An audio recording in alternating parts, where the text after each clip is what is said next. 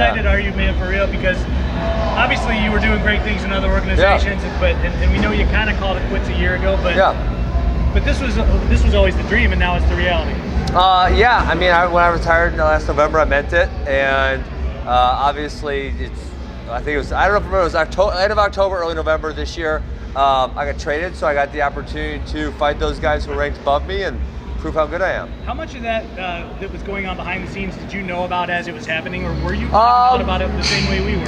No, there was a few other opportunities during my retirement of maybe, you know, something working out where I would get to fight someone who's ranked above me. You know, they kind of fell through, and for a while there was just nothing. You know, Chachi and I, we kept in touch just about other stuff, really, not even about fighting.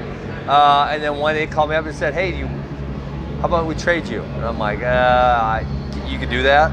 You know, exactly, like that's a thing? And he said, yeah. Called me back a couple weeks later, and he said, "Hey, you're traded." I'm like, what the? Was it the only way you were going to do this is if you were able to come to the UFC and if I was, the only way I was going to fight again is if I was able to fight someone who's ranked in the top 5. You know, I said to prove I'm the best. And so, like I said, there was a few other avenues that we were trying to make that happen, and this was the one that worked out. Were you surprised that DJ was on the other end of the trade? No, not at all. I mean, Matt Hume, who's the match favorite for one championship, is DJ's coach. They're really close, and so I guess I kind of knew of DJ's unhappiness for a while, if that makes sense. So yeah, when that was an end, I mean, it was kind of like, hey, you know, it's what would be the right term here? It's kind of a validation of how good I am. I mean, they fucking traded the best. I'll say the best fighter of all time. I was gonna say the best flyweight, but how many title defenses do they have? 11 or 12? I mean, literally, that's possibly the best UFC champion of all time. They traded him for me. So, you know, that in itself is validation that they see the value in me. What do you think about now the flyweights might not have a home in the UFC after that trade? Yeah, I mean, that's kind of been, obviously that's been rumored for a long time, but they just made that Dustin Ortiz and Joe Benavidez today. So I don't know. I still don't know if I should believe that. Do you believe it? I did for a while. I don't know anymore. Yeah, that's what I'm saying. Like, I did for a while. I don't know anymore. Obviously, one championship, I'd be more than happy to pick some of those guys up. Like they got DJ. And, you know, when you look at it really, strictly by the numbers, you know, at the lightweight, welterweight, there's over 100 fighters in both divisions. It's just the UFC, right? And then if you go, you know, on the extremes, right? It's a bell curve. The flyweights, there's like 30. The heavyweights, there's like 30. And so obviously the majority of the people are middleweights and lightweights and welterweights. So everyone's packed in the middle. So I mean, there just aren't as many small guys. That's just how it is. You know, that's life. I mean, wrestling has minimum weight classes too. It's like I have all kinds of high school kids. Minimum weight class is 106 and they weigh 94 pounds. Yeah, freaking sucks. That's life. Life sucks sometimes. You've talked about you watching UFC for years and years and years. Yeah. Are you yourself a little surprised that actually finally happened? You know, when I retired, I was telling the story the other day. I remember I interviewed to be the Badgers head coach for wrestling I think it was March or April, maybe March. I don't remember when. But I remember leaving the parking lot and there was like 2 people on my shoulder, and one was saying, "Well, thank God you didn't get the job, because if something were to happen, then you could fight again. And if I got the job, then I wouldn't." And I remember the guy on my other shoulder saying, "You dumbass, you're retired. You're never gonna fight again. Like, you should have got this damn job." And so, you know, it's like, I think parts of me thought I would fight again, and parts of me thought there's just no way it's gonna happen. So this fight against Robbie Lawler was Yeah. scheduled for January in Anaheim. Yes. UFC 233, delayed to 235 in March. How does that change anything? Does that affect the Yeah, you know, when I look at it from, I was really pissed when it happened, because I was ready, and I even volunteered to main event against Robbie in Brooklyn. And then Robbie said no, so then they were forced to move Benavidez Henry for that first ESPN card. And so then they were looking for a main event. I volunteered to fight Colby, I volunteered to fight Usman, and they're so scared, right? Usman is like the ultimate hypocrite, and he's so dumb, he can't even put his sentences together. He realized, like, I'm not a hypocrite, I said earn your shot. Well, no, that's exactly why I said you're a hypocrite, because that's literally what Colby said to you. And it's like, and then they pretend they don't hear me, like, despite the fact that they've been in the UFC for 4 or 5 years, despite the fact that Colby won an interim and Usman's pushing, their social media followings are still minuscule compared to mine, despite Colby running this stupid-ass MAGA gimmick, despite Marty from Nebraska trying to act like he's Kamaru. And so they're just uninteresting people. So I volunteered to fight either of them to save the Anaheim card, and both of them said no. And that's just what it comes down to. And I don't know if anyone else in the public said it, but that's the freaking truth. So when they told me it was moved back, I said, damn it. I was kind of pissed. I thought about, like, well, you know what? It's probably good. I was going from retirement to in the cage in 9 weeks. I mean, I was retired. I wasn't training. So going from retirement to in the cage in 9 weeks, that's pretty quick. But I had my mind set on that's what I was going to do.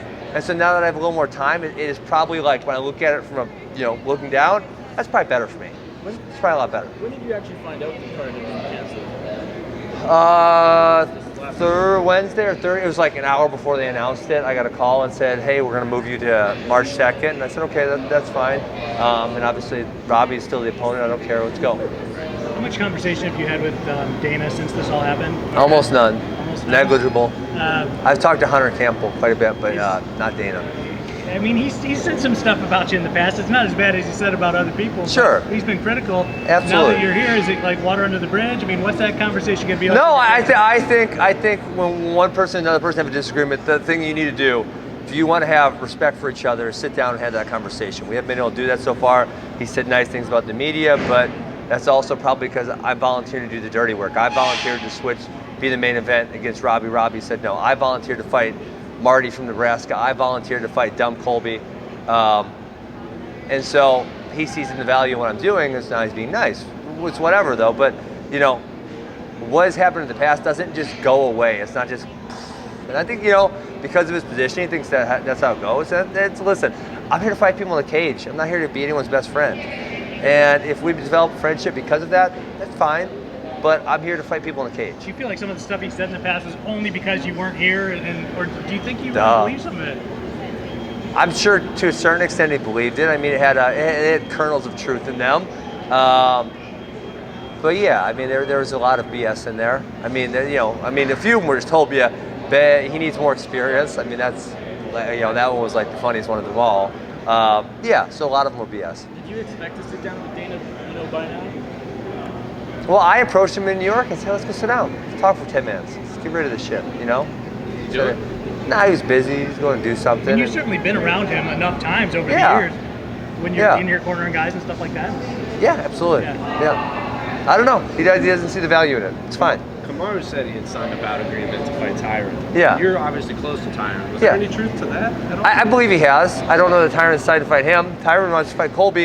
And honestly, Colby and Tyron's the one that makes sense. That's going to sell better than Marty from Nebraska versus Tyron. Marty from Nebraska's got 30,000 Twitter followers. Literally no one knows who he is. He's acting like he's this big deal. He doesn't have a following. People don't know who he is. You can say, I fought 12 times in the UFC or whatever. You're not interesting. People don't know who you are. You're freaking, the most interesting thing that's happened to you is me calling you Marty from Nebraska. So Colby, you said, is doing the MAGA gimmick, as you said. Yeah, it's pathetic. Tyron has represented Ferguson, Missouri very well in the Absolutely. past. That right there on paper, there's a lot of emotions between there. Are you worried it might go too far? No. We fight in a cage. Are you on drugs? I mean, we get in a cage and try to hurt each other. What's too far?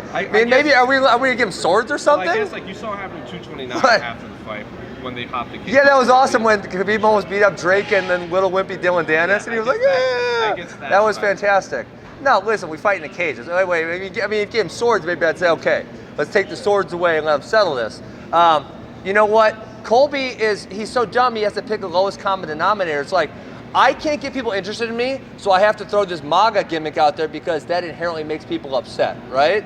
And besides that, Tyron and I, we're politically opposed to each other, right? But we're two adults who respect each other, who can have dissenting opinions on stuff and still get along really well and still respect each other and still be really good friends. Because listen, I guarantee you don't politically see the same exact way as every single one of your friends. And if you do, you're living in this tiny little vacuum that's going to make you a really weird, unique human being. So we should be friends with people who are politically opposed to. We should be friends with people we don't have the same values as. That's what makes us unique, Well, what do you think about the fans? From both sides, like one's obviously going to side with Colby, the other's going to side. Do you think that could get a little too far when the fans get involved? No, what do we give the fans swords now too? I don't care if these drunk fans get in fights in the crowd. Who cares? You're saying you and Tyron are politically? Yeah, absolutely. You can't just unfriend each other on Facebook because that's how it goes. No, we love each other. We talk about it. It's fine. It's like, man, if I could only be friends with people I had the same political ideologies as, damn, I'd be screwed. I only have like 14 friends because I got some really unique ones. Speaking of Tyron, man, you got Tyron, you got Chandler who just won his belt back last night. What the hell was going on in Missouri, man? I mean, you guys are all super high. College wrestling produces good fighters. Obviously, Tyrone was the first one from Mizzou to get into that. I followed, Chandler followed. But I think that's all it is. Mizzou is obviously having a lot of success. There's other colleges. Oklahoma State's had a lot of success. Johnny, which he was successful. There's a little bump there, and then USADA came and got him. Daniels had a lot of success. There's been other people. So Arizona State had a lot of really good fighters. Kane, Bader, CB. There's a lot of people there. With one championship, the weight class changed a few years ago. You've been fighting recently closer to 185, right? I've been fighting, So the weight I weighed when I fought one championship, the weight I weighed to make 170 was the exact same thing. There's literally no difference at all. So I usually cut the water weight, if you will, from 183 to 185, somewhere in there. And so one championship, you had to piss hydrate and be 185 or under. So it's the same thing. Talk a little bit about Robbie as an opponent. I mean, he's a guy obviously whose durability is there, and kind of the guy who's zombie and walks through everything and doesn't go away. Well, he gets choked though. Sure. Yeah. So he didn't walk through those. Is that your plan? Yes. As you... Yeah. Put my hands on him, get him tired, wear him out, beat him up, choke him out, all that good stuff. Could you make 165? Yes. So if they added that division, I'll be the 165-pound champion by the end of 2019. Yes. Okay, guys, thank you. I was having fun over here. Colby sucks. Marty from Nebraska sucks. I'm out. Thanks, Ben.